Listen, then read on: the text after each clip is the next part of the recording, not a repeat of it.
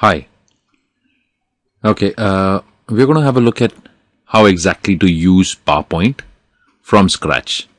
Okay, so assuming you've started off PowerPoint, you click on PowerPoint, to start off PowerPoint. And you'll notice that as soon as you start off PowerPoint, you begin off with a slide, which is called the title slide. Okay, so as the instructions that are given over here, you just need to click to add the title. Let's say, for example, I'll call this title PowerPoint from scratch. Yeah.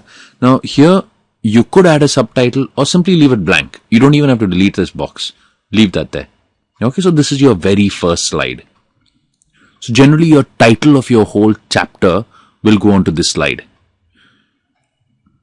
Typically what I do is when I prepare a chapter, I place my title somewhere at the top and maybe leave the space in the middle for myself to scribble. I'll explain that bit a little later. And down here, I place the objectives of the chapter. I found that pretty helpful. So at the beginning of the chapter, I start off by telling the kids what is going to be covered in this lesson. So those are my objectives. Those are placed at the bottom. I'll show you, or you can see one of my presentations later.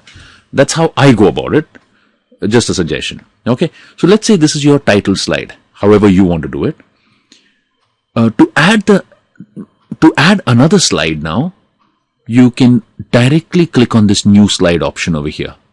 Okay. So there's a new slide option over here. If you directly click on this, it adds a slide, or if you click on this arrow over here, it asks you which of these layouts you want your new slide to be. Okay. So this is the default layout that we saw over here, which has a title and a subtitle. Or you may want title and content. Let's try this one out. So I click on this one. So notice over here on the left side, you've got your first slide and this is the second slide, which we've just added. Okay. So here as the title, it says click to add the title. So whatever is the title for this one. Let's say here I'm going to be talking about entering text. Okay. So I'm talking about the lesson as being PowerPoint from scratch, and this is my first subtopic of that lesson, entering text.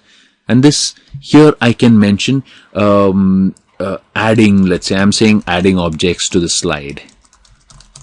Okay, or I say adding text to the slide. And then you press enter, you get a new bullet. Okay, adding an image to the slide. Okay, adding a table. Yeah, so stuff like that. So that's my first slide, let's say. So it's got simply just text there. You've got a title and you've got bulleted points underneath. Sometimes you may need to have a slide something like this with a whole lot of text maybe, where you're listing points, listing advantages, disadvantages. The slide may look as simple as this. Okay. Let's add one more slide. And this time, if you want to make a comparison, you use one of these ones. Difference between something and something else. You've got this comparison. You can use this format.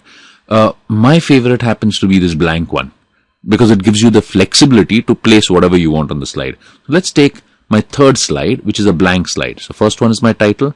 Second one was that bit that we had. And the third one. Now in the third one, let's say I talk about adding a picture. So, So this is a blank slide. I can place anything I want on it. Now when I say anything, it could be an image. It could be a definition of something. It could be small little boxes, arrows from any of these. So if you look at this toolbar over here, it reads over here the drawing toolbar. So under this drawing toolbar, you've got several. Now you see some over here, but there's many more. If you click on this arrow here, you get a whole lot more. So you can click on any of these and place them on your slide itself. Okay. The most commonly one used will be present over here. I typically use this text box. Okay. If by chance you don't see the text box on your screen here, then you click on insert over here, insert menu, and you're sure to see the text box there. Okay. So I'll take this text box, and now notice when you bring this thing inside over here, text box has been highlighted here, and down here you'll notice that this has changed, which was earlier an arrow has become a kind of a line, like a cursor. Okay. Now, if I were to click, wherever I click on the slide, my text is going to appear there. The text box appears here. But watch what happens over here. Okay, if I were to say over the lazy dogs, dogs, the quick brown fox. Notice what's happening. Jumps over the lazy. It just keeps going. It'll go even beyond the slide. Okay, and after then what you'll have to do is you need to resize this to fit on the slide. You will have to move your pointer to one of these three things over here. This, notice it becomes diagonal. The bottom, this corner one again becomes diagonal. This becomes sideways. So click on this and drag it inside. Now this automatically sets the size of the text box. So you can either insert a text box like this, or a second option, you click on the text box like we did the first time, and this time instead of just clicking, you click and you drag. Suppose I want my text box to be only this big. Click and drag. Okay, you notice you dragged it to a big thing, it selects only that much. Don't worry about it, you just keep entering. You'll notice that what happens in this case is that automatically when you reach this part, it automatically it wraps the text. Yeah, and it goes over to the next line, etc. Okay, don't worry about my spellings. They're pretty bad. Okay, so you've got this. Okay, now once you're done with this, you can place your text box wherever you want by moving your pointer on this text box. Now when you move the pointer on the text box, notice the cursor changing. It becomes a four-headed arrow. When it becomes a four-headed arrow, you can move it by simply clicking on it and dragging it to a new location. So I might want it in some other location. Take it there, release it. Yeah? To delete it the same way, select it and just press delete. It goes off. Okay, let's say now this is some definition or whatever that I want placed at the top over here. Now I want to give it some importance, so I want to highlight it. So maybe for all your definitions, you follow a particular format. Okay, I want a background color. So what you do here is you click on your shape fill option over here and you can choose your colors from here. Or you can click on more fill colors here and choose, move this aside and choose whatever fill color you want and click on OK. So you've got a background color for your box. You can change your font by clicking on this and choose whatever font you want from here.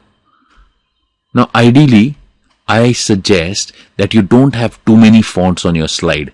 It tends to distract somebody who's looking at it. Okay. However, at the same time, what you could do is maintain a particular font for particular things. For example, maybe all your definitions may go in, let's say, Book Antiqua. Okay, so it could be something like this. Whereas the rest of your text is in Arial or the default that comes along, which is over here. What do you call it?